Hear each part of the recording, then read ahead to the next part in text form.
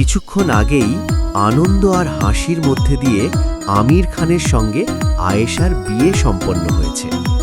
এখন বর কনে তাদের প্রিয় বন্ধু আর আত্মীয়দের নিয়ে বসেছে গল্পের আসরে। চারদিকে হাসি ঠাট্টা আর মজার কথা। কেউ পুরনো স্মৃতি বলছে, কেউ আবার বর কনেকে নিয়ে মজা করছে। এই আনন্দময় মুহূর্তে যেন পুরো পরিবেশ ভরে উঠেছে ভালোবাসা আর বন্ধুত্বের উষ্ণতায়। হঠাৎ আয়েশার এক বান্ধবী টিফিন খাড়ি নিয়ে প্রবেশ। সবাই দেখে অবাক।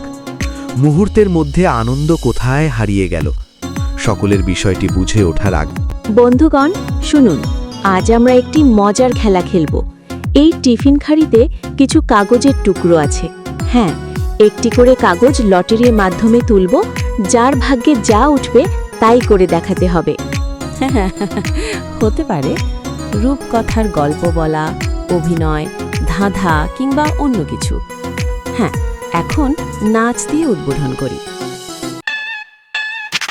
Yo, countdown, natural bright beat তুলছে touch sky street like the party on সবাই বলে carry on ওটা আচ্ছা হাতে রং না গাই বাতাসে shoulder shake boom boom everybody make some room cow cow down down move your body এখন যাও নাচো নাচো থামিস না আজকে মঞ্চে আমরা সেরা left right পাবে বিটে বেস নামো সুইতে লাইফটা ছোট বোঝ না হাসি দিয়ে কাটাবো না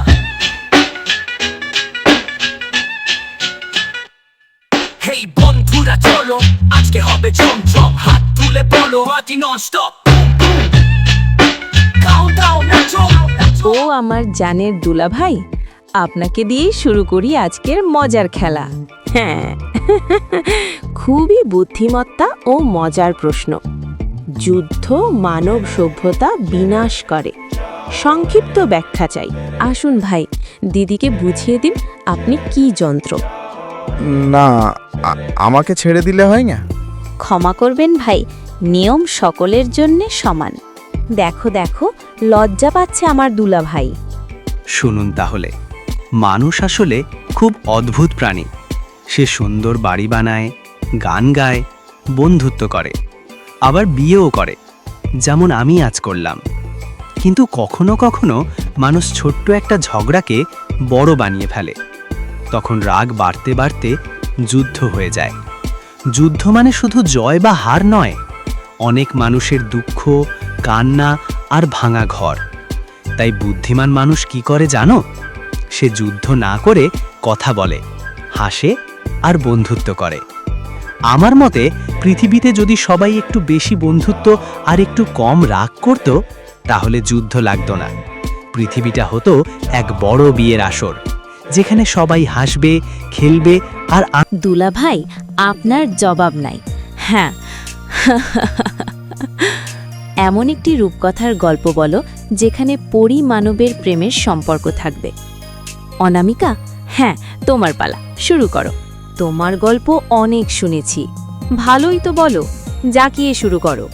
বেশি বড় যেন না হয়। আমি পারবো না, আমাকে দেখ, ছেড়ে। হাত জোর করে বলছি, যে রকম পারবি সেই রকম বল, বলতে কিন্তু হবেই। আজ আমি তোমাদের এমন এক গল্প শোনাবো যেখানে সরলতা হারিয়ে গিয়েছিল কঠিন সমাজে, আর চাঁদের আলো নেমে এসেছিল ভালোবাসা হয়ে। 70 বছরের বৃদ্ধা মা একমাত্র সহজ সরল ছেলেকে নিয়ে গ্রামে সুখেই দিন কাটাচ্ছিল। আরে বাবা খোকা, তুই কি বাজারে যাচ্ছিস? শরীরটা খুব একটা ভালো যাচ্ছে না, রাত্রে ঘুমতে পারিনি। মা গো, তুমি কাল রাতেই বলতে পারতে। জানো মা, তোমার কিছু হয়ে গেলে আমি বাঁচব না। কাজ করাটা বন্ধ কর। কাজগুলো কে করবে বুঝি? এত করে বলছি খোকা বিয়ে কর, কে কার কথা শোনে? মা, আমি ডাক্তার কাকুকে যাবার পথে পাঠিয়ে দেব। তুমি কিন্তু এখন বিশ্রাম নাও। আমি বাজারে এই যাব, এখনই আসবো, এসে সব কাজ করব।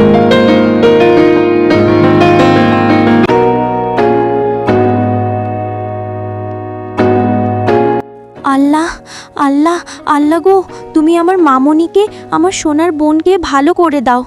আল্লাহ, এত কষ্ট কেন দিচ্ছ?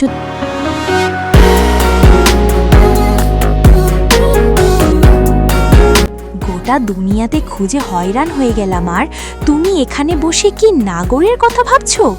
তুই কেন রে, কি হলো? কেন? রানীমা তোমাকে খুঁজছে। মামনির শরীর খুবই খারাপ, ছটপট করছে, তাড়াতাড়ি চলো। আর লালিদি যে কোথায়? হ্যাঁ, তুমি লালিদিকে নিয়ে তাড়াতাড়ি এসো, বৈদ্য মাকে আনতে হবে, রানীমা সামাল দিতে পারছে না।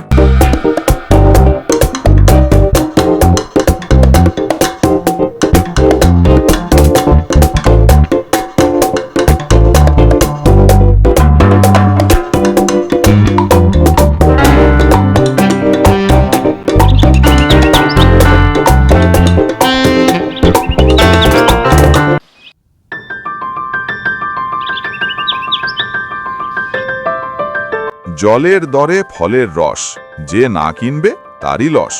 দিদিমণি, দুবো নাকি? হ্যাঁ, সস্তা, 200 টাকা কেজি আপেল। এটা কম দাম না দাদু, হাত। দেখা হলো ভালোই হলো, তা না হলে তোর সঙ্গে আমি দেখা করতাম। জানিস, বোধহয় মেয়েটাকে বাঁচাতে পারবো না। মেয়েটার ব্লাড ক্যান্সার হয়েছে, 20 লাখ টাকা লাগবে। আমি এত টাকা কোথায় পাবো? যে করেই হোক 10 দিনের জন্য আমাকে 5 লাখ টাকা ধার দে। বিশ্বাস করো, এখন হাতে একেবারেই পয়সা নেই, বাজার খুবই মন্দা। আমার সাহারা বলতে একমাত্র এই আরে মেয়ে। আরে, মেয়েটা কাঁদিস না না, থাকলে সব কি করে বুঝতে পারছি। বাঁচবো? আরে আরে, তোমরা থাকতে মেয়েটা কাঁদিস না। চিকিৎসার অভাবে মারা ওকে, যাবে। ভাই, সব যেখান বুঝতে থেকে পারছি। পারো টাকাটা আমাকে ধার ভেবে দাও। দেখছি না। বাড়ি বিক্রির টাকাটা পেলেই আমি তোমাকে দিয়ে আসবো। কি যে করি? হ্যাঁ, একটা উপায় আছে। দলিলগুলো শেঠজির কাছে বন্ধক রেখে টাকা নেব, কাল দেখা করিস। কাঁদিস না বোন, মা, কাঁদিস না। আমার লাগছে। চুপ কর। মা, এ কদিন পেটের যন্ত্রণায় ছটপট করছে মেয়েটা। বৈদ্যমা, মেয়েটাকে আপনি বাঁচান, সংসারে কোনো শান্তি নেই। বৈদ্যমা, মেয়েটাকে যে করেই হোক ভালো করুন, ওর কিছু হয়ে গেলে আমি বাঁচবো না। ভালো করেই দেখেছি, এটা যে সে অসুখ নয়, কিনে কোনো লাভ নেই, যতদিন যাবে ততই বাড়বে। এই চাঁদের দেশে এই অসুখের কোনো জড়িবুটি নেই, একমাত্র মিলবে পৃথিবীর জড়াবটতলার ভয়ানক জঙ্গলে, যেখানে যাওয়া একেবারেই অসম্ভব। ওই জঙ্গলে হিংস্র জীবজন্তু আছে, রাক্ষস জিনের আড্ডার স্থান, ভূতপেতনির আতুর ঘর। ওখানে যাওয়া মানে নিশ্চিত মৃত্যু। আরও বেশি ভয়ানক মানব জাতি। ওই জঙ্গল থেকে নিয়ে আসতে হবে শ্বেত লজ্জাবতীর শিকড় আর কালো ইসের মূল। আবার তুলার কিছু নিয়মকানুনও আছে। আমরা অর্থাৎ পরীরা এই জড়িবুটি তুললে কোনো কাজ হবে না। এর নিয়ম অনেক। কোনো মানুষ অমাবস্যার নিশিভোরে রাত্রে উলঙ্গ হয়ে এক নিঃশ্বাসে তুললে তবেই কাজ হবে। অনেক দেরি হয়ে যাচ্ছে, যত শীঘ্রই পারো আনার ব্যবস্থা করো। বৈদ্যমা, আমি যাব। পৃথিবীর জঙ্গলের যতই বাধা বিপত্তি থাক না কেন, জড়িবুটি নিয়ে ফিরবই। দেখুন, এখন মামনি কত সুন্দর করে ঘুমাচ্ছে। ওখানে তুমি কিংবা যেই যাও খুব সাবধানের সঙ্গে থাকতে হবে। আবারও বলছি, জঙ্গল খুবই ভয়ানক। নিষ্পাপ সহজ সরল মনের মানুষকে যে কোনোভাবে বুঝিয়ে জড়িবুটিগুলি সংগ্রহ করতে হবে।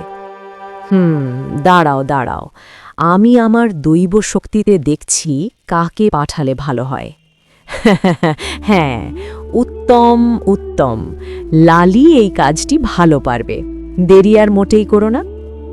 শোনো লালি, তুমি তাহলে কালই রওনা দাও।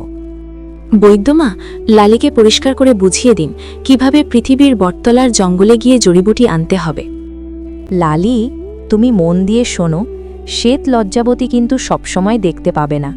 সূর্য ওঠার আগে কিংবা সূর্য ডোবার পরে এই শ্বেত লজ্জাবতী গাছ দেখতে পাবে, আর কালো ইসের মূল ঠিক সূর্য যখন মাথার উপরে থাকবে তখনই দেখতে পাবে। গাছগুলি আগের থেকে চিহ্নিত করে রেখো, তারপর মধ্যরাতে নিয়ম মতো মানুষকে দিয়ে তুলো। সাবধান, শ্বেত লজ্জাবতী গাছের গোড়ায় কিন্তু বিষধর সাপ থাকতে পারে। জড়িবুটি আনার পর আমাকে খবর দিও। আমি এখন তাহলে আসছি। কি মজা কি মজা, শুধুই টাকা আর টাকা, টাকা টাকা ঝনঝন, থলেতে ভরা ধন, হাঁটতে হাঁটতে গায়ে আমি মনের আনন্দে গান। 1 টাকা 2 টাকা বাড়ে আমার মান, টাকা আছে যার কাছে তারিখ দুনিয়া মহান। এখানে বসে কি ভাবছো বাপু? টাকা ফেরত দিয়ে দলিল নাও, তা না হলে সমস্ত সম্পত্তি আমার হয়ে যাবে। শর্ত মনে আছে তো? বিশ্বাস করুন শেঠজি, মেয়েটা ধাপ্পা দিয়ে সমস্ত টাকা নিয়ে পালিয়েছে। কিছুদিন সময় দিন, দেনা পরিশোধ করে দেব। এত কিছু বুঝি না, 2 দিনের মধ্যে অবশ্যই আমার টাকা চাই চাই। শেঠজি জানে টাকা ছাড়া সবই ফাঁকা।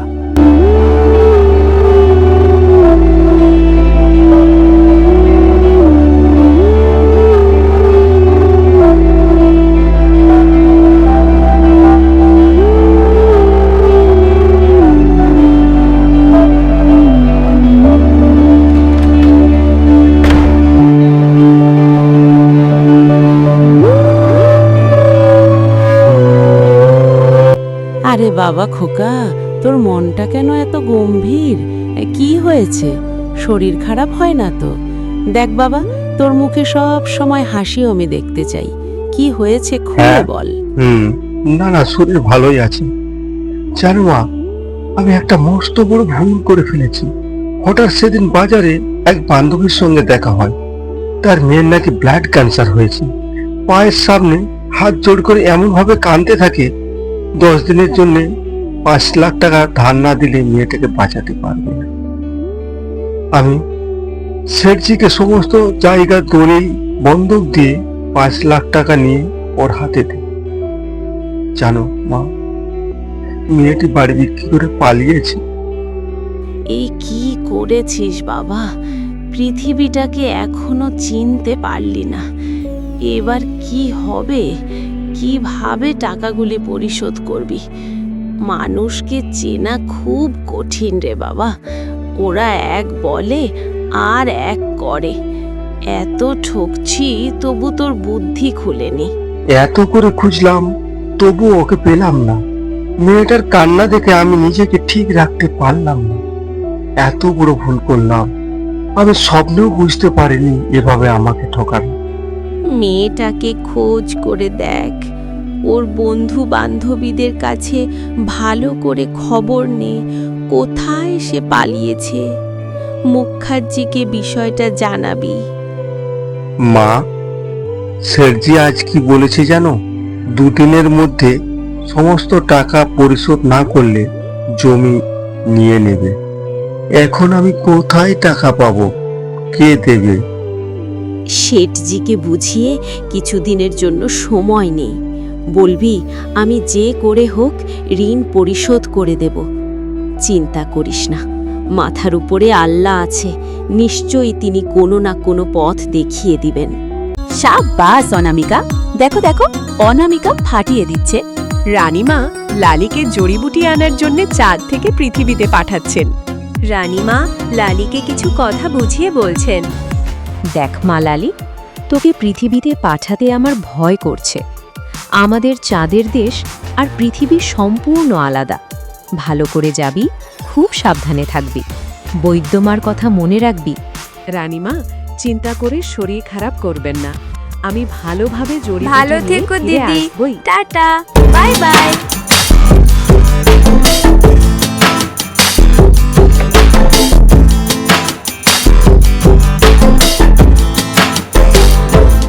পৃথিবী এত সুন্দর আমার জানা ছিল না। ইচ্ছে করছে কিছুদিন এখানে থাকতে।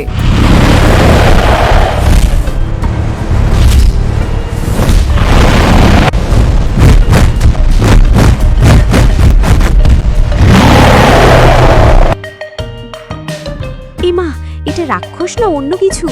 আজ তো গিরে ফেলবে না বাবা, পালাই।